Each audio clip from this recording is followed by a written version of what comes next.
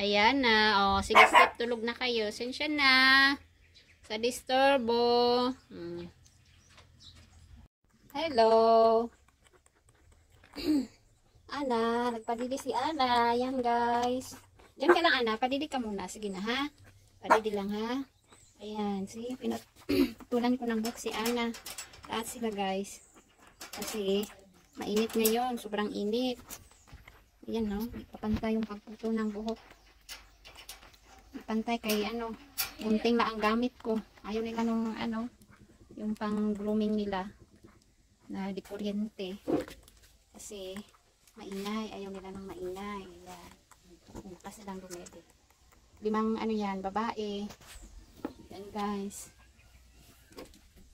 Ito na, ito si Moy Moy. Lalaki to siya, yan. Maligo na yan siya. Ito naman si Sophia. Sophia buntis. Manganak yan si Sophia sa January. Yan. Si Sophia. Ito si Moy Moy. Lalaki ito. Si Moy Moy. Anak niya ito. Ito naman si Krima. Ito yung pinakamaliit. Babae. O, kakaanak niya lang yan. Nanganak siya 3. Ayan. Sobrang liit. Ay, liit to na klase. Ito naman si Bella. Ayan. Bella. Laki na lang si Bella. Manganak na siya sa 21 December. Ayan, so bali dalawa ang buntis dito. Lahat sila short hair. Ayan, see, hindi tayo mga buhok.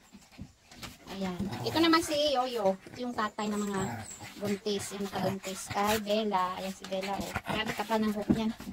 Sobra. Mas makapal pa yung buhok kaysa katawan. Alam mo mataba. Ayan.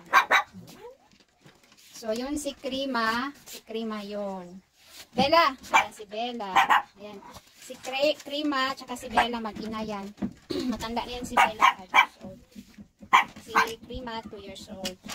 Ito si, 3 years old, si Sophia. So, dalawang lalaki, si Moy Moy, tsaka si Yoyo. Ayan. Ito lang, yung buhok, hindi pantay. Ayan, guys. Hindi pantay kasi, bunting lang ang gamit ko. Ayaw nila nung pang shade nila. Ngayon sila, parang takot sila yan. Kahit blower, parang ayaw din. Ito, may isa pa akong naiwan, lalaki. Hindi ko alam anong ipangalan ko dyan. Lalaki yan siya, for adoption na lang. Ipabigay ko na lang yan siya. Yan, bulag yan siya, guys.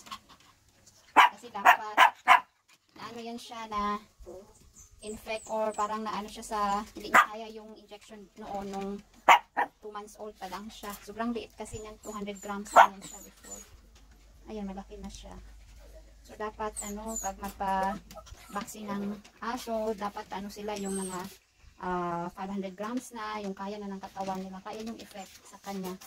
Bulag siya. Hindi niya kaya yung Kasi yun, yan ang napansin ko pag, yung iba na kayanan, ito hindi niya kaya.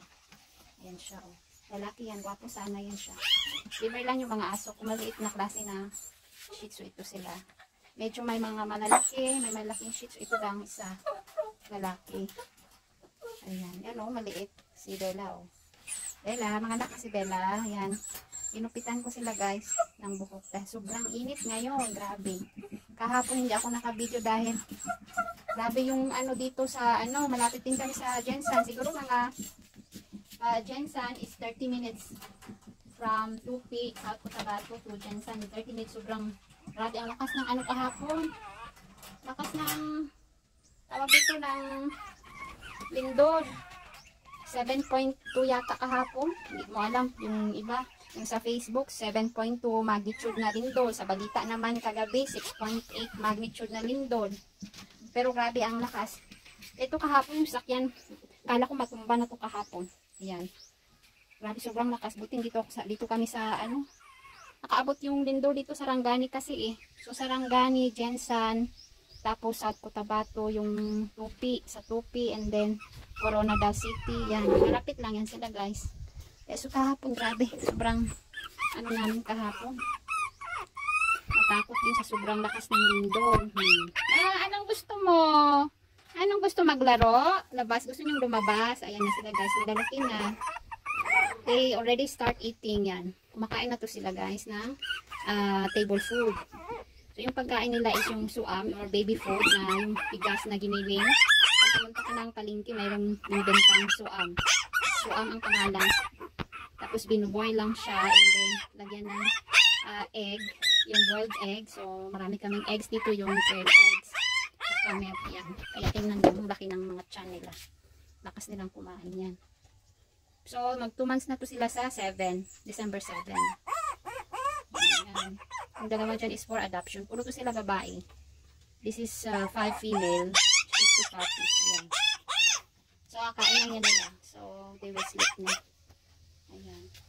Binigyan ko yan sila ng vitamins and then yung pampurga, yung pang deworm para wala silang mga bugati. Ayan. So mga 20 or 30 days pwede na silang, basta mag-start na silang kumain, bigyan na sila ng pang deworm. Ayan. Grabe, ang init na ngayon, 10 o'clock. Dito kami sa farm, guys. Sa farm namin, dito sa may South Cotabato. Barangay Cablon to dito. Ayan, around 2 hectares to dito. Gubat dito, guys. Pinapatag lang namin dito. Itong lugar na to, kagaya dyan noon before, oh. Kita mo yung mga puno dyan, ganyan dito. Pinapatag to namin dahil hindi tumatirhan ng tao. Ayan. So, dito na lang kami na tumira, guys. Kasi sa city kami before, sa Davao City. Then, bininta na namin yung bahay namin doon. Mas maganda dito. Kami lang. Mas malawak pa yung ano. Tapos, importante kasi dito, guys, yung may ano, internet tsaka tubig. So, malapit kami sa spring. So, maganda nito, may swimming pool dyan sa baba. Dyan yung ano namin, yung puguhan. I mean, quail farm dyan sa baba. Yan. Kasi slope area ito siya. 5 days namin pinapatag to noon. Grabe din. Pero okay lang. Importante may matirahan. Ayan. Yan yung mga papi. Ayan. Nagtutulog na to sila. Ayan guys. For ano, malapit na tayo mag ano pa, ruleta. Para ma-adapt na yung 2 puppies dito. Yung 3 puppies guys, bilhin nyo na lang guys. Ang bili ng pagkain nila, dog food.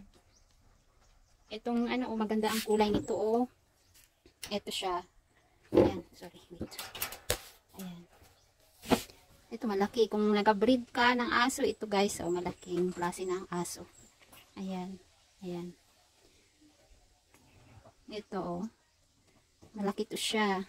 Marami tong puppy, hindi ka nalugi nito pag mag-breed ka ng puppy. At ito madali ito mabenta yung mga ganito oh. Kulay. Kasi tricolor ito siya. Ayan, tricolor na puppy. Yan, babae po sila lahat. So, yung dalawa for free adoption. Yung tatlo for sale lang siya, guys. Kasi wala na rin akong pambili ng dog food, ng vitamins. Kaya yan, yung dalawa lang. Dalawa lang for free adoption. Free delivery to sila sa Jensen, Davao City, sa sa North Cotabato, like Kidapawan, Cotabato, yan. Deliver din namin sila. Tapos yung sa adoption naman, meet up lang dyan sa may 2P or Coronadal City or General Santos City. Yan. Ayan guys. Please, subscribe guys to my channel.